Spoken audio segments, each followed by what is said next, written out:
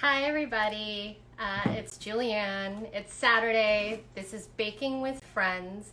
I'm going to be joined today by my very good friend, Mary, who has joined. Let's see if I can actually get this to work. We are making British style scones today, and Mary's also going to show us a vegan clotted cream. And hello, Mary. Let's see if we get this in. Also, hello, Sherry, who is going to be running our comments field today. She's going to pull a Mary today and try to be a science expert. I know we should wear an apron. Today, perhaps we'll actually try to wear an apron. I know. And my apron says this shit is gonna be delicious. I know. This is going to be very flowery today, and I have not, to this point, worn an apron while we've been doing this. But that's your brand now. Yeah, and so I'm just going to be very messy at the end of it because at this point I've just said no to the apron. But if you're at home, wear an apron because we're about to get really messy. We're going to try to give you different angles.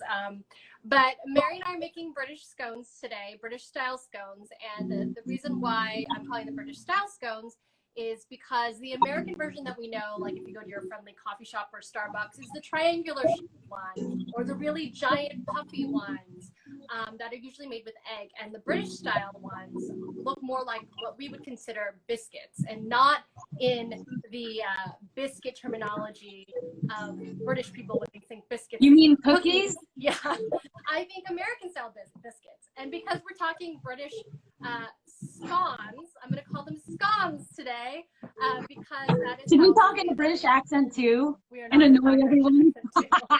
I feel like anybody that I know from England is just going to be like, yeah, no, that's not going to happen. So instead, we're going to make these British scones. You need flour today. You need baking powder, salt, very cold butter, very cold buttermilk or cream or a vegan alternative, and what else? Sugar, and that's it. That's all the things you need to make a scone. It's going to feel like biscuit making. We're going to get really down and dirty with it. Make sure your hands are clean, and preheat your oven right now to 400 degrees. So all the things that we're going to need today to make these. Mary's gonna try to keep us on point. We're gonna battle today, guys. We're gonna make this an hour if it kills me. You just need a baking sheet, or that could be a flat baking. I mean, mine's flat. You can have ones with ridges. It doesn't matter. But a fairly large one. I would always say like at least 11 by 17. Oh wow, that's a big one. Also. I actually am going to line my sheet with parchment paper. Some people have silk hats, and if you're fancy and you've got that, then I would use that. But you definitely need to have something in between your cookie sheet and the scone because it will rise, there's color happening, there's less mess. So I'm going to take my parchment sheet. I'm going to go the length of my pan. My oven is preheating to 400 degrees right now. And we're going to go ahead and get started, everybody, with our flour. So waiting on you, Julianne.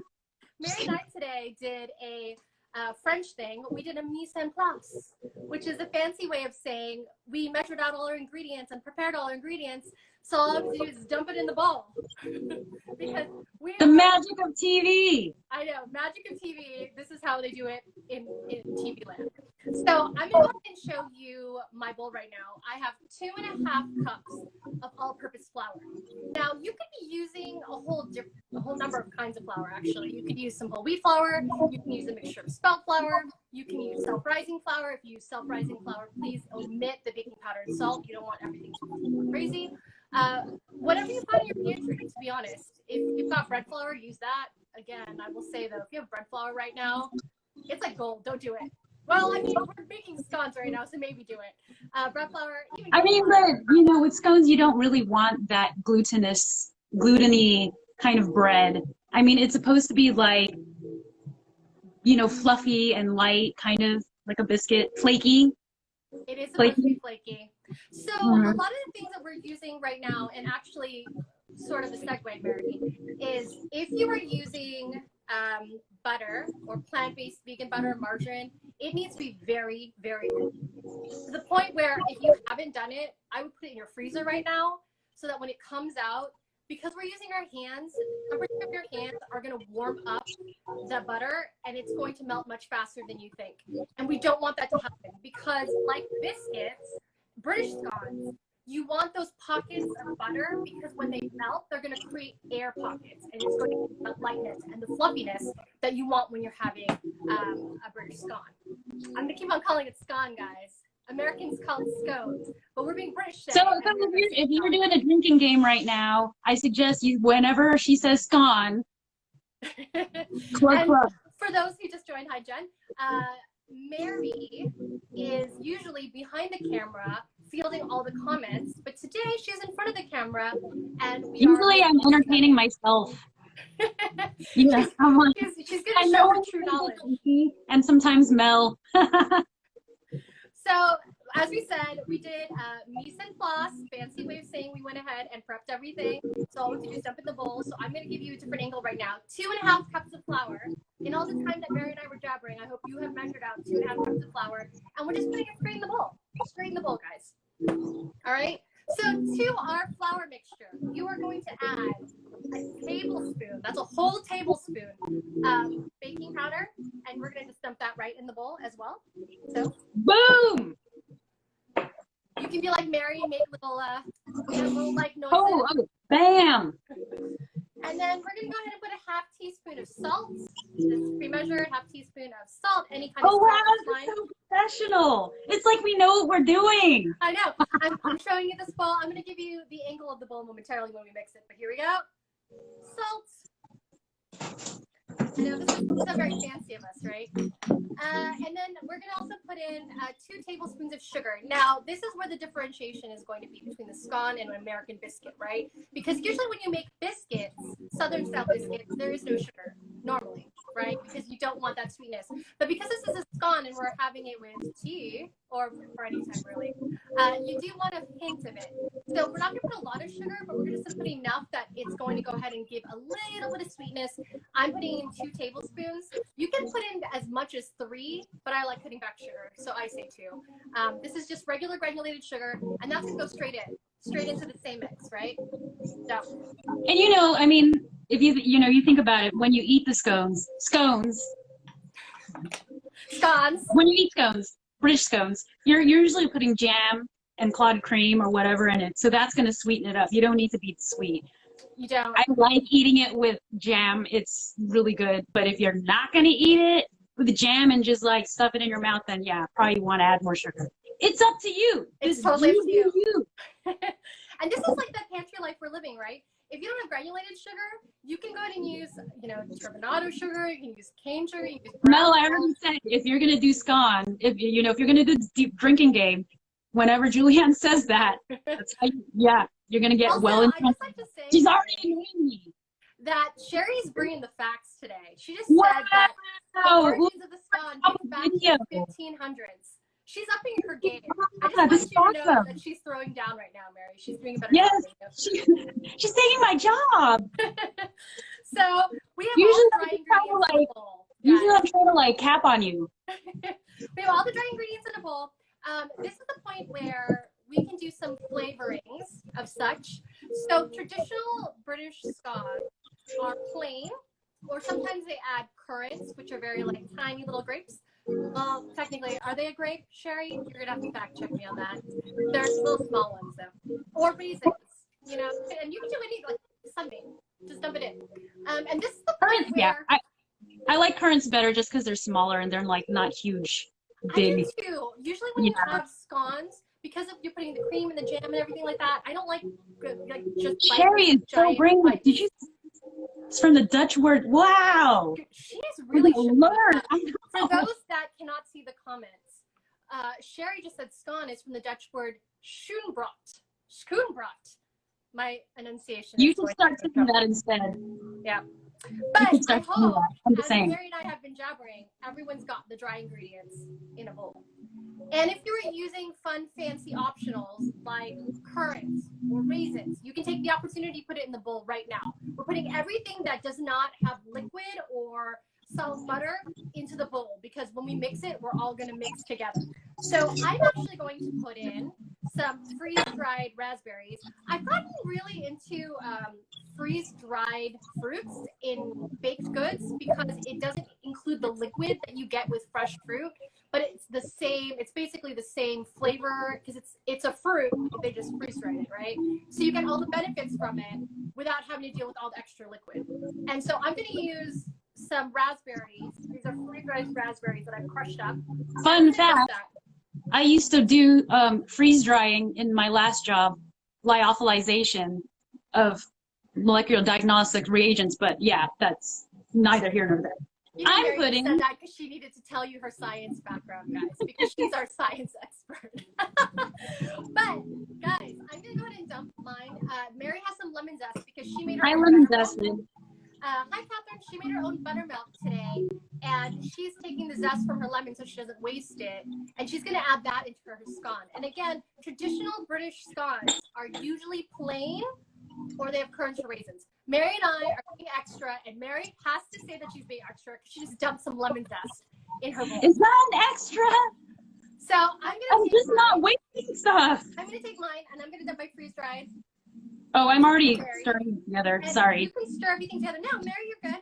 I would stir everything together. And I also have lemon zest because I made my own buttermilk. Because you were jealous. Because I was jealous.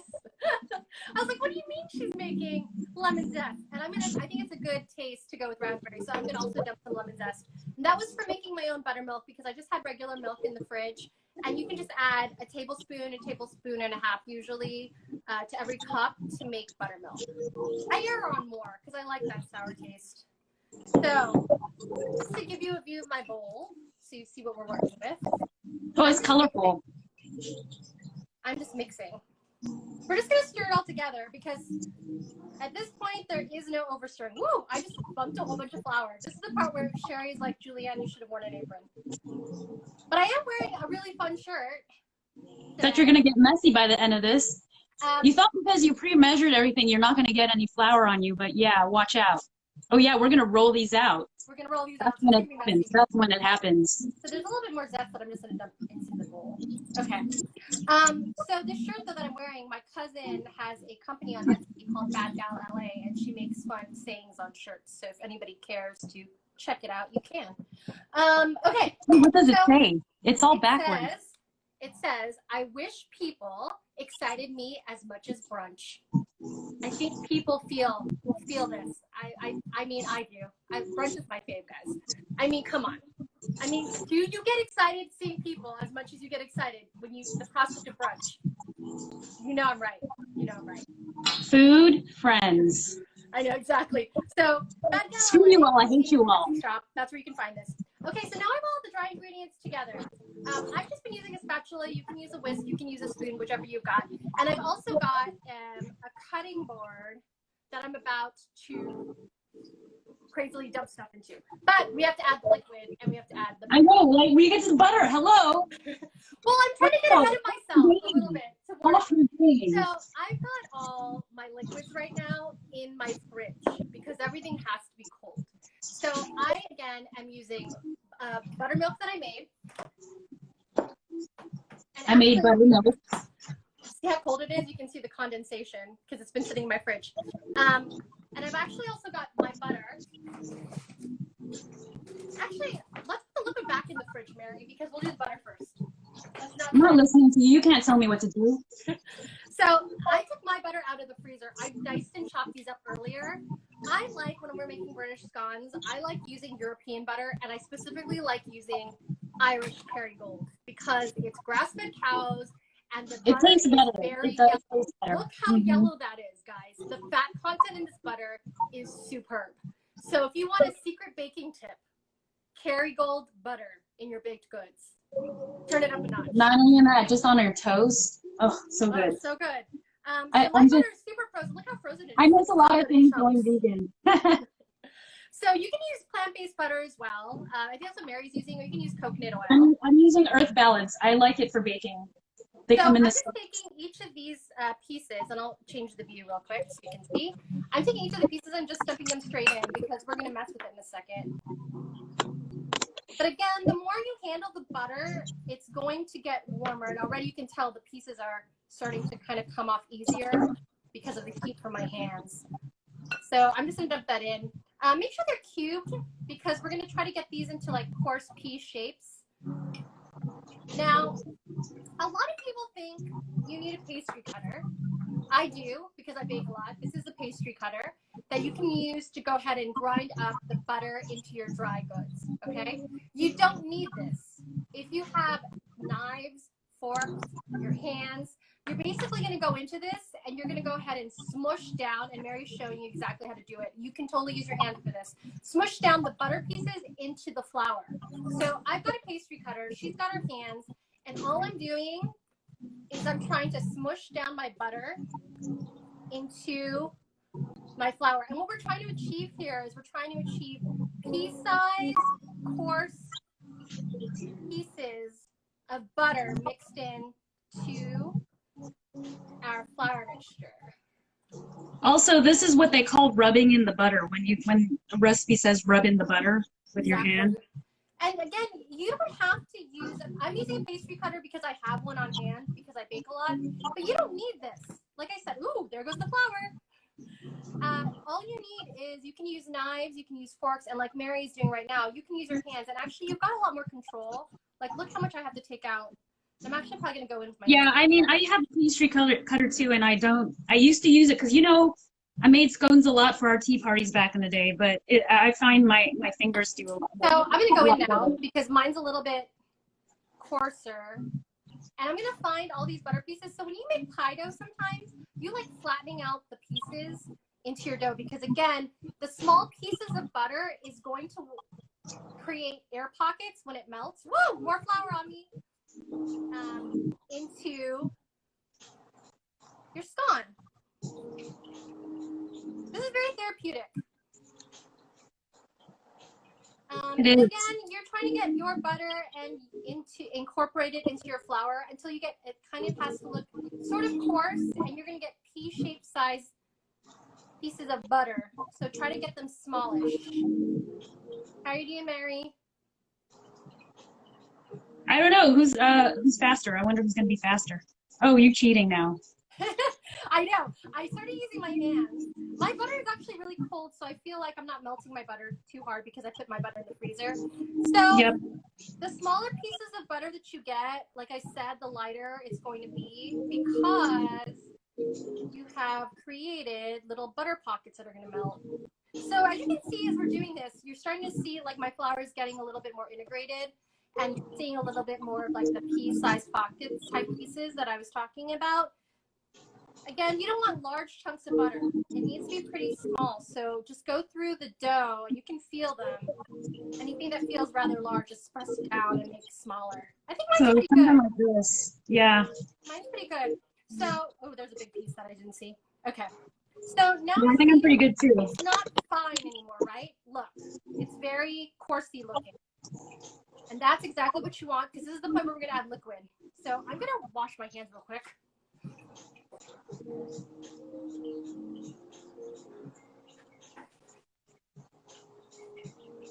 Because we are sanitary in our kitchen, are we not? So now, as you stare at my lip, now wash your hands. Now everybody wash their hands all the time. I have my dry ingredients. I'm gonna get my liquid out. Now, again, mine's been sitting in the fridge and it's cold. We're gonna start with 2/3 a cup. And we're going to go probably up to a cup if you need it.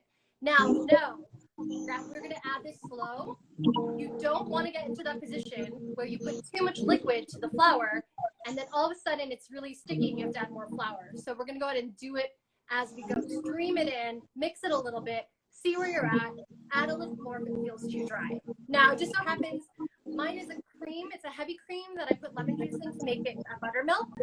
And this cream, and we'll talk about it when we put it in the oven, I got because I made clotted cream last night. And we're going to talk about that momentarily because Julianne was so extra. So I'm going to go to dump. Again, start with 2/3 directly into the bowl. And then mix it. I'm using just a spatula, and I'll show you guys what it's looking like. I use my hands throughout the whole thing. Mary's using her hands. I'm using a spatula. I have flour all over my shirt, per usual. See how mine is already sort of sticky, but it's still very floury? I'm going to add more of my milk. I'm going to add a little bit more milk. I'm not going to go crazy. I had about a cup measured out. But like I said, start with 2/3 and just mix and see, and then keep adding until you see that it's coming together. So my dough is coming together pretty well now. I have a little bit of flakiness, but not so much. I think it needs a little bit more milk. I think I'm actually going to use a whole cup. I'm using a whole cup. I might need a little less. A little bit less? Yeah. Okay. So now mine's come together pretty well. There's still some dry pockets. You can see it too right there on the sides that I'm going to try to incorporate in. But you just want to get it to that it's pretty incorporated. It's okay if there's some loose pieces in it, but it's pretty chunky. Mine's pretty chunky. There's some loose pieces of dough. That's okay. We can go ahead and knead it in as we go. But this is what mine's looking like. It's a little bit flecked with red because I put some freeze-dried raspberries in it. But I don't think I need any more liquid. I did about a cup. So now. Yeah, I have a 1/4 cup left. Now what we're going to do is we're going to go ahead and take the dough. I've got a cutting board or a separate board on my table here that I'm going to take my dough and I'm just going to go ahead and dump it. See how there's still some dry pieces? That's fine. I'm going to dump it onto my board. Now you can add more flour if it feels like it's a little wet to you. You can add more liquid if it feels a little bit dry. But we're going to go ahead and knead this a little so we can get this to come together. I'm just going to use my hands just so that it's more incorporated in. Okay. And again, if you need more flour because it's too dry, you need more liquid if it's too, or if you need more liquid because it's too wet, or if you need more flour because it's too mess it up. If you need liquid because it's too dry, you need flour if it's too wet. There we go. So I've just incorporated all my pieces like so until it's like a block, right? But we don't want to go ahead and overwork it. It's like biscuit dough. Okay, so I've made mine into a block. I'm going to go ahead and show you a technique that I like using when I do biscuits and when I do scones. I like doing a fold over method because I feel like it gives you more buttery pockets. And so what that is, it's almost like you're going to flatten it. I'm flattening it with my hands. Now it's about like a circlish. I'm going to take this piece and I'm going to fold it in half, like so. And then I'm going to take it again and I'm going to fold it again in half. And then I'm going to press it down. So now it's created like 4 layers of sorts. And then I do that too just because I want to get a shape. I only do that I'm trying to get like a certain shape. I actually need a little bit more flour because it's getting sticky. So I'm going to put a little bit of flour on top while I shape it. And you probably want to get down to, I would say about an inch. Just press it down. Okay, so mine's not even really a crazy circle, but it's pretty pressed down, like so. I'm going to go ahead and grab a biscuit cutter that I completely forgot to get out earlier. That's what happened to my mise en place. I got mine. This is the point where you would get your cutter. Oh, I have a fluted one that I completely forgot I had. Try and be fancy? This is a fluted 2-inch. That's what I'm going to use. And what you're going to do, guys, and this is extremely important, when you press down into the dough, do not turn it. Do not try to like get it out that way. You just want to lift directly up. And the reason why is if you turn it, these really beautiful pockets of like butter will get smushed and you're not going to get nice dry. So again, go down, straight up. You don't have to pull it out yet. We're going to go all the way around. Wow, I'm so not listening to you. That one actually I'm doing my own thing. I know. I'm going rogue here. This one's actually, okay, there we go. I'm going to have to redo some dough here, I think. Press this down a little bit. There we go. Okay. So I'm going to go and just take out the pieces from the cut. See how they're just coming out like so. Ooh, that one was a little bit wet. Probably needed some flour on the board. You didn't put flour on the board, you're off your game. I did a little. It was flour on the bottom that I didn't think it needed it, but actually I think it needed a little. So it doesn't stick. Okay. And then what you're going to do is you're going to take the scraps. Don't overwork the scraps again. I would just smush it back up and flatten it again. Don't try to get fancy. And then we go straight back in. That's one. And then the last scrap, I smush it together in my taster scone. So it'll be this like ugly lump. That's a good one, the taster scone. And if it's sticking to the board, again, you can add flour if you need to. Okay, I'm flattening it again. Ooh, I should have done it a little bit of a better cut. Get this back. The ugly ones you eat, and the pretty ones are for everyone else. I know, the ones at the end always tend to not be the nicest. The beginning ones are always the fluffiest and the best. So, again, smushing this down. And you basically want to keep on doing this until you have no more dough left. So, that was my last proper one. This one, like Mary said, is going to be a smushy one that I'm just going to get together. Try to make it kind of waste nothing in this pretty. I guess I can try to quarantine. Put it into my fluted cutter. That was so very not scientific of me. There we go. To kind Does it have to be scientific? All right, now what we're going to do is we're going to take all of this after I wash my hands again. I'm not washing my hands. Mary's like, forget it. All right, we're going to take all these. The extra ingredient is love. This is love. Your prepared baking sheet that you have, and we're going to go and space these out about, I would say, 1.5 to 2 inches apart. They're going to rise, so give them some room. They're not going to get so crazy. But you can the Silpat has nice little Silpat has nice little thingies. Just put them right there. I know. Mine, I'm eyeballing.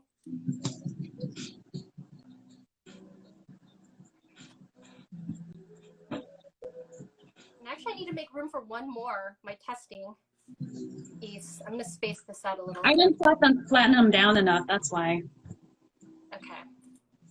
So this is what it's looking like. This is going to go into the oven right now, 400 degrees. You've preset it. I like brushing my scones with cream or milk. Take another shot. If you've got it. So I like taking a pastry brush if you have it. If you don't have a pastry brush, that's okay. Just go ahead and spoon some over. This is my leftover milk that I didn't use. I'm just going to brush the tops of my scones. You do not need egg wash for this at all. And because you've been using cream or I wasn't going to do it, whatever, but now that you're doing it, I'll just do it. I have extra milk. Yeah, I just have extra milk. I'm not even pouring out anything new.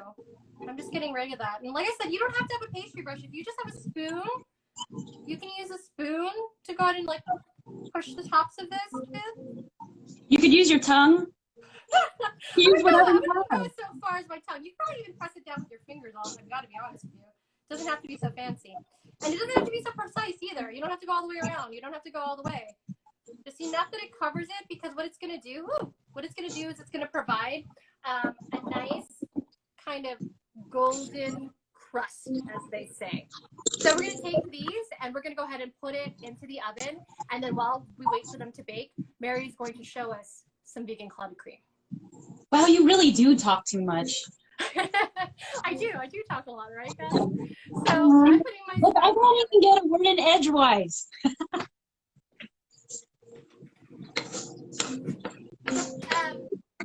You know what I did over the weekend? I got a temperature gauge for my oven. So thank you, Sherry, for your recommendation. So now I have a proper oven temp. Shout out to Sherry, who smuggled this on the plane for me. Kitchen timer that looks like a bomb. Oh dear. I'm gonna take my timer out, my manual timer. It's about 12 minutes for you to check it. Halfway through, you can rotate the pan. I like doing that sometimes because you get an even bake. About halfway through the time, just check it out. Flip the scones. I was about to say biscuits, but the scones halfway through, and you should be golden. So Mary you're going to show us some vegan clotted cream. Oh, I have the ingredients here. TV magic. So, I know. Thank you, Sherry. It's like pop-up video. So I use this. There's like different kinds of vegan cream cheese. This one's like an oil base. If you're trying to find like a good cream cheese just to eat, like it smells like it. I don't like the coconut oil based ones, cheeses and stuff. That's my personal opinion. A lot of people like them because it melts like real cheese. But I like the nut based ones because they just taste better to me. It's, you know, it's not like real cheese, but oh well. And if you don't have vegan cream cheese at home, you can be using regular cream cheese for dairy eaters out there. Or better yet, go to the grocery store. Hopefully they have English supply and you can get Devonshire cream or clotted cream. Right. Oh, it's so good. But if you don't have either of those, you can also use mascarpone. I have some mascarpone here. Oh yeah, that's really good too. That would be a really good one to use too, or regular cream cheese if you don't have vegan. Or if you've got clotted cream already, then more power to you. You don't even have to do this. And after Mary shows us what to do, I'll talk to you about the extra clotted cream that I made last night. Oh yeah, that was. Go ahead, Mary. Keep going. Let the people know what you. I know. I can't even talk. You talk too much. Jesus Christ. So I already have I have this in the refrigerator, which is coconut cream, and it's like I got the. It's all plastic though, but you know you get this from an Asian store. You can use the canned one too, right? You can use the canned one, but then you gotta let it separate and then like scrape the top off and not mix the water. But this, if you get that, like I found that at I think at a ranch or something, Ranch 99. Some would say 99 Ranch.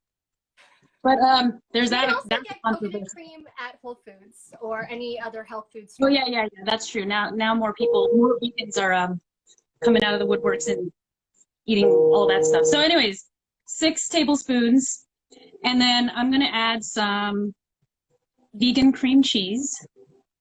This is 3 tablespoons. What was the instructions? I was like, not. There's powdered sugar, is there not, Mary? Oh, I know there's powdered sugar. Oh yeah, no, there's 2 tablespoons of powdered sugar. Yes. And salt is optional, but I like a little bit of something. Yeah. I'm not gonna say extra. something. Just a little something. A little bit of punch.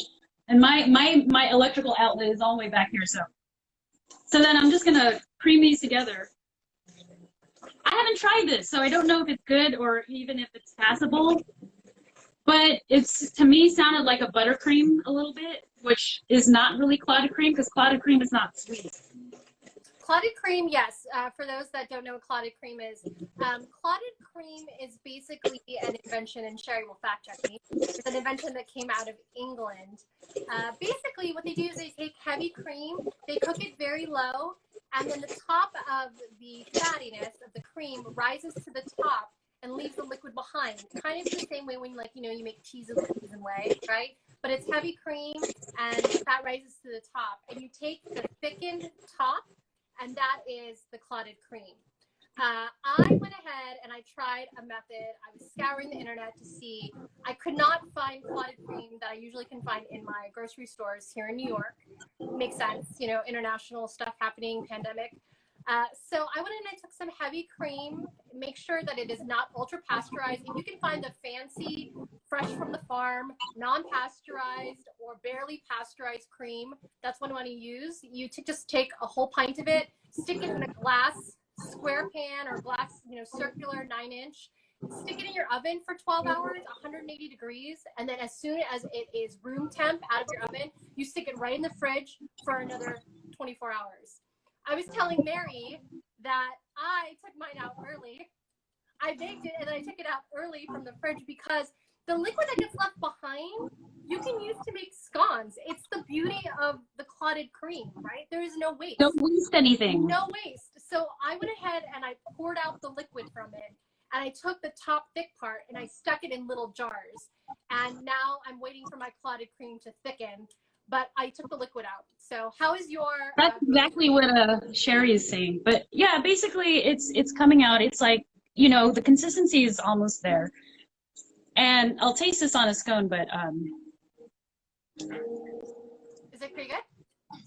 yeah, it's okay. I mean, it's a little too sweet. It's not clotted cream, real clotted cream. Would you say then that you would cut back on the powdered sugar maybe and not even add it? Yeah, I mean, I don't know. I think the powdered sugar might be there also for some, some airiness into it. So I mean, it probably might have to be substituted with like cornstarch or something, just to get the.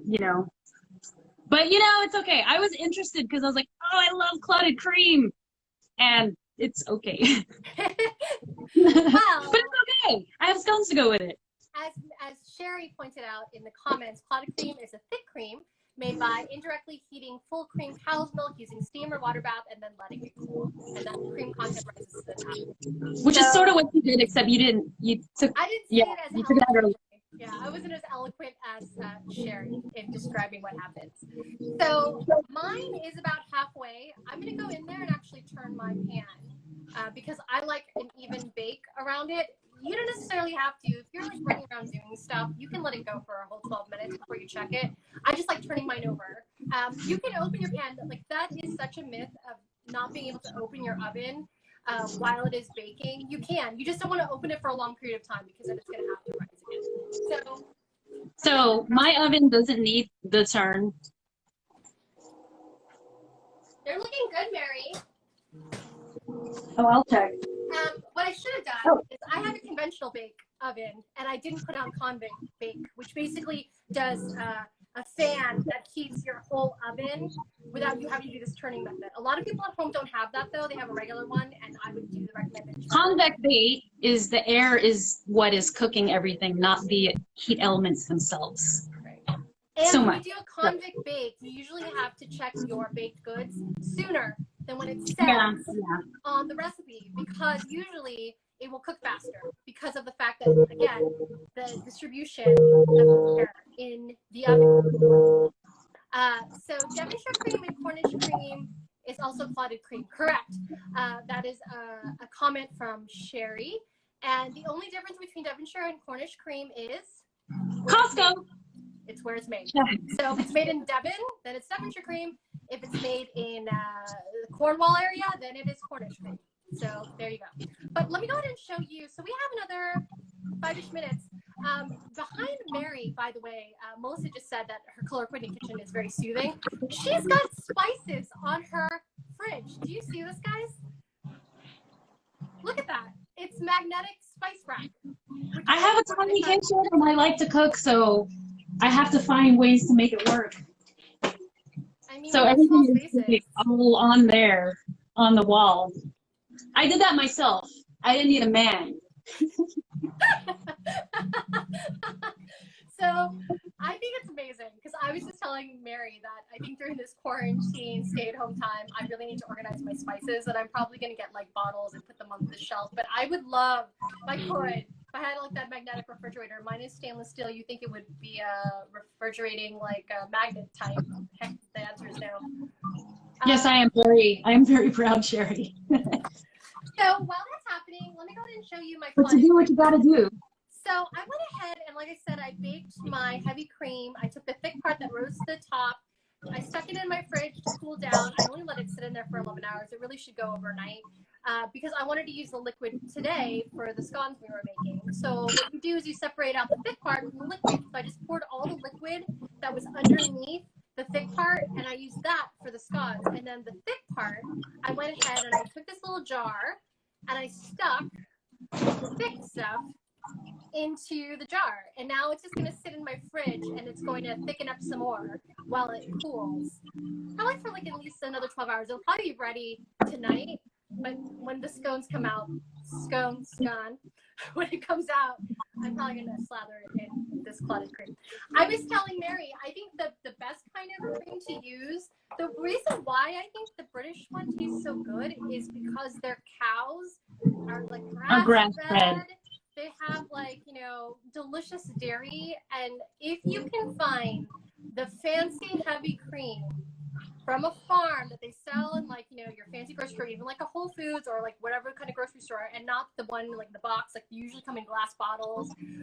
If you can find those that are not ultra pasteurized, just regular, not pasteurized or pasteurized, that is going to give you the fattiest cream, and that will give you better fluffy cream.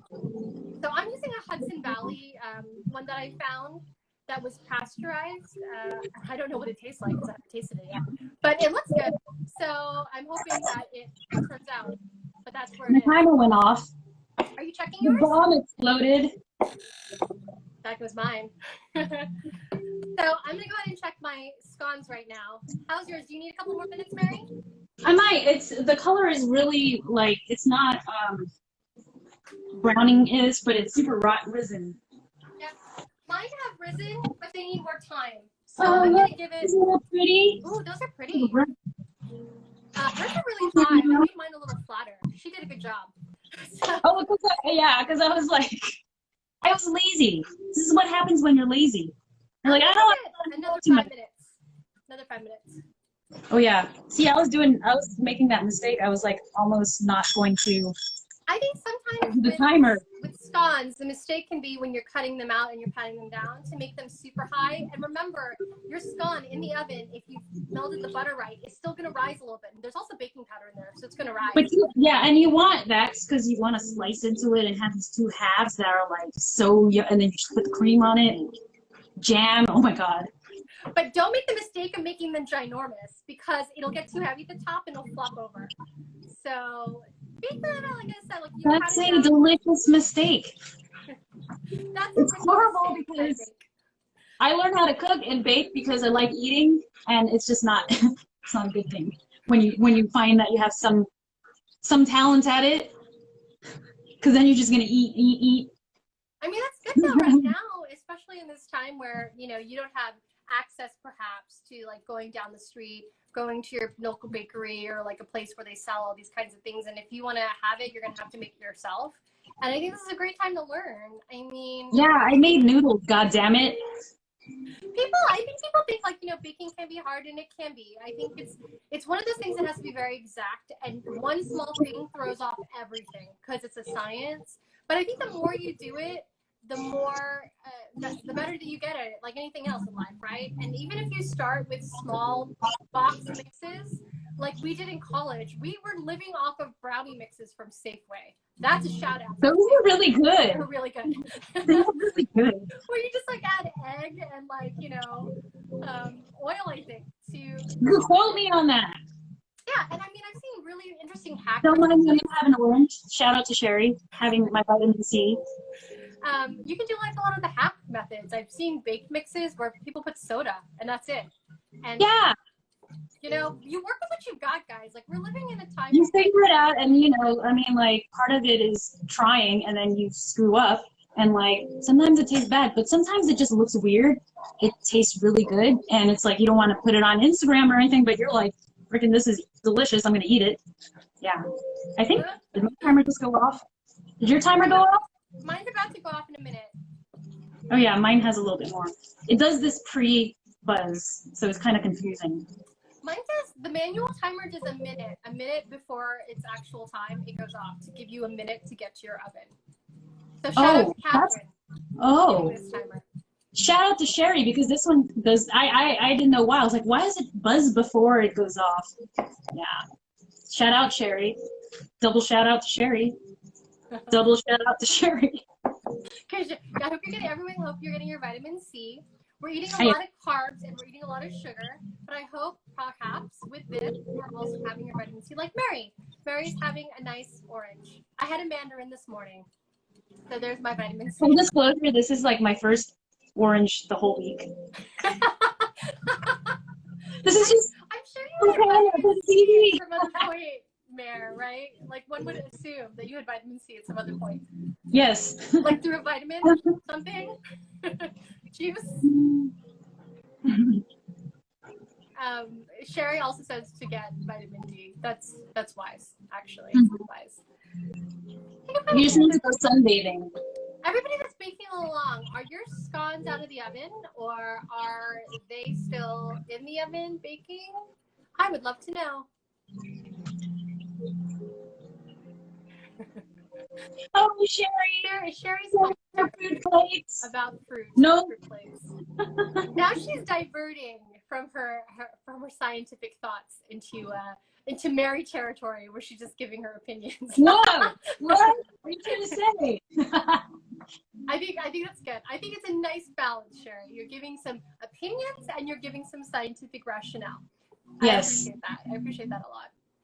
So my timer went off again. I was chattering, so I didn't hear it. I checked a little, so mine needs a little bit more time. It's still not golden brown. Mine, I will show you guys. Mine needs a couple more minutes. They're still pale. Mm-hmm. Mine aren't as puffy as Mary's because I put mine out about. Well, because usually I roll it out with a rolling pin, and then you said, no, we just need to use our hands. And I was like, okay, I'll use my hands. And then, I got lazy halfway through, so that. But you do want them to be pillowy and large, And I checked my oven, and it was supposed to be 400. My oven thermometer says it's 375 degrees. This is why it's taking a long time, guys, because my oven is not up to temperature. Thank you, oven thermometer. You're off your game. Off my game. Okay, y'all, don't listen to Julianne, listen to me. This is what we're learning today. I've got 5 more minutes. I'm going to actually put the tea kettle on because I feel like we're going to have some scones.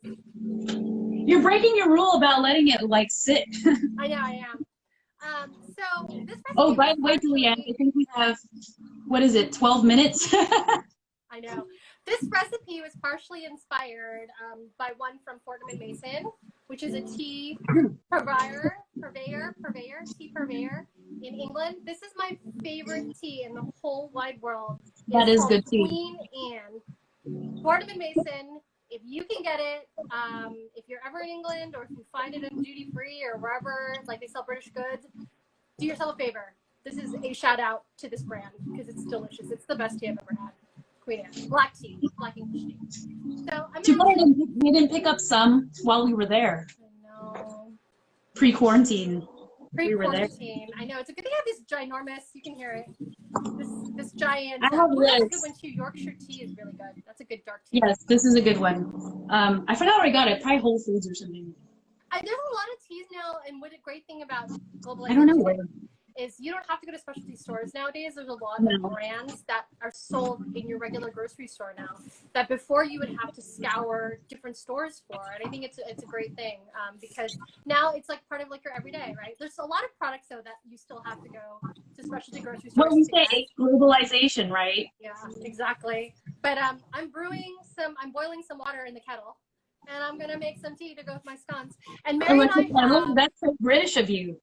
Mary and I have 12 minutes to get our lives together, and hopefully scones come together, because we vowed to make this an hour. I have vowed to make this an hour. So, for those of you at home who are going to make this later, roll it out, and usually it says about like 1/2 inch to 3/4 of an inch thickness, and not like an inch like I did. But she did hers. Like I think if you go more than an inch, be careful because again, when they rise, it will be like it'll get so high they'll fall over. So I would you can do an inch, inch and a half. Don't go crazy. Don't make 3 inches. You're gonna regret it a little. So wow, just pile your whole ball of dough onto the middle of the thing and see what happens. I'm pouring water into my tea kettle, and I'm actually going to let it steep for a few minutes. Fortnum Mason, established 1707. Queen Anne created 1907. Oh, yes. Thank you, Sherry. You can find the store on Piccadilly in London, or you can find them at the airport at Heathrow. Hey, can you do it online? I forgot. You can buy Fortnum & Mason online. They do have some products that you can buy domestically through Williams Sonoma, I believe, like baskets and things. I think when we were there, I was just like, oh, I could buy this, but then I think it's easier to. I don't know. There was some reason why I didn't buy it. They don't have all the flavors, so. Well, no, I just wanted the Queen Anne, but then I think there was a reason. I forgot why. Maybe I was running out of carry-on luggage things. Well, the thing is too is that again you can find this stuff like a lot of the time in England it's in the duty free. You can find a section, the Fordham and Mason. Because I'm always going to England every weekend like you. I know it's the New York living next to Europe is it comes in handy sometimes. When will we go back? When will we go back? I don't know. When will we see each other in person? I know. This is why we're doing virtual baking because we get to see each other this way. And it's like you and I are having like conversation, and I'm forgetting that other people are watching us, and then I'm gonna like spew some sensitive information. Well, people say we bicker like a married couple. Even your sister gets annoyed at us. So Mary and I, for those who need to know, Mary and I have known each other for a long time. I think when Christine was on last week, we talked about how Mary was our roommate at college, but we also knew Mary in junior high, and then we met up again in college. So I've known Mary for quite a while. So because you know somebody so well as we do chatter on, talk over each other, and then we bicker like an old married couple or like sisters essentially. My sister actually when we bicker, when Mary and I bicker, she just gets so annoyed at us. It's beyond her comprehension. She's just like, I need to get away from you. But Mary and I will bicker, and then like a second later it's like it never happened. It goes the same. When we were in Canada, we were like arguing over spring rolls, summer rolls. She was like, I gotta get away from you guys. Exactly. I was like, what? I know, Melissa, we tell our entire life story for the hackers. That's what like, I know where you went. I know where you've gone to school. It's like, oh crap, now everyone knows where our lives are. And by the way, my mother maiden name is I know, just stop, Mary. My timer's about to go off one more time, and I'm hoping this is it. So it was supposed to be anywhere from 12 to give or take 18 to 20 minutes for the batch. But I thought my oven was already preheated to 400. When I took mine out, mine was actually only at 375. Those look pretty good. Yeah, I think those are pretty much done. They have a little bit color on them. I kind of like them not too dark. Oh, so, you're gonna be too dark. Mine are too dark. I should have put it flush. Oh, too dark. Yeah. Yeah. It's not too bad. The bottoms are not burnt. The bottoms are perfect. So we're good. So these are good. They are delicious. For those that care, are delicious. Warm. You cut them in half. You can stick, if you want to be plain about it, you can stick some butter on it. You can stick some jam. You've made your clotted cream. You have some clotted cream. You cut it in half, and you just dump some clotted cream in it. So I usually eat it straight out of the oven. Like anything that I bake, like there has to be a straight out of the oven taste. My fingers are burning. I shouldn't have. I was like, it's very hot. This is an ugly like one. Hot potato. It's like hot potato. I'm gonna go ahead and cut mine open, and we'll see if there's still. Oh, it's still really hot. If the steam. See how there's like a little ridge already that kind of is like. It can I have calluses on the roof of my mouth because I do this too much. Very exciting. How is it, Mary? Mm. Ooh, there's the steam. Can you see the steam rising? Ta-da! Oh, I shouldn't use the ugly one for this. Gone. Look at the steam. Fresh out of the oven. I'm gonna go ahead and take my clotted cream that is not ready, just to see. And you guys will all food. We're gonna taste test in front of you. So here's my clotted cream that is so not ready, but the consistency is really nice. Look, pretty good. And I'm gonna take some crappy vegan clotted cream. I'm gonna put some. It's like so. It's like butter. Mine's not thick enough yet. It's still a little bit. But it kind of looks like whipped cream, but whipped cream meets butter. You know the vegan, it's like when you put it together with the scones, it's pretty good. The vegan one, like the light sweetness is not that bad. If I close my eyes, I can pretend. It's not too sweet, the scone itself. And I think the lemon zest we put in here, Mary, it's very light. You can barely just a hint of it. And even the raspberry flavor that I put in, very light. So it almost feels like a plain scone. The clotted cream on top, though, the cream is definitely creamy. And what you can do is you can put it plain clotted cream, or you can put a nice dollop of jam. And I've actually got some strawberry jelly. I like doing a mix of jam. I know, putting both. Jelly. Jam. I have lemon curd too, I think. I'm just gonna put a little bit of strawberry jelly on top, like so. And I have my tea is steaming. I'm gonna add to my teacup my tea. Oh, this is so weird. We're like under an hour and we're already having tea. We are having tea. It's massive. You can put a little bit of cream and sugar in your tea, milk and sugar in your tea. And I have my scone, my homemade clotted cream, and my jam that I'm not eating. I'm having my my tea too. And that is how you make a British scone and a vegan clotted cream. And we finished in less than an hour because Mary are awesome. I mean, mise en place today. I need to get off so I can eat all of these by myself. Just kidding. I know. Hey, hello. Thank you all for joining. Oh, hi Rex, my cousin Rex. Sherry's met him. There is Mary Scones, scone, whichever, however you like to describe So it. this is what a pretty one looks like. I like that thickness. Actually, this is like perfect for slicing. That's yeah. a perfect size, actually. How many inches was that, Mary, when you cut that out? It was about like 3/4 of an inch. Okay. Mine were a little bit less. Mine were about half an inch. So mine ended up, and I'll put mine back together. We're about that wide. Still a little bit smaller. But my scone's bigger than yours. And it's not too sweet, and it's going great with tea. We're comparing sizes right now, you guys. Because we've got time, Mary, and this is it. This is it for us. So thank you, everybody, for sitting here, joining us, creating British scones with us, listening to us jabber and bicker. Watch us eat, because now we're just. I know, we're like totally eating. Wow. This is a first. This is a first for this Saturday. So enjoy your Saturday. Have a nice cuppa, as they say in England. And call it scones, not scones. And you can call it a scone because we're in America. Thank you, Sherry, and thank you everyone watching. And thank you, Sherry, for fielding questions. Everybody, please stay safe. Bake at home. Stay at home. Enjoy your Saturday. The sun is coming out here in New York. I hope the weather is great wherever you are. And we'll see you next week. Bye. Hooray! Love you guys.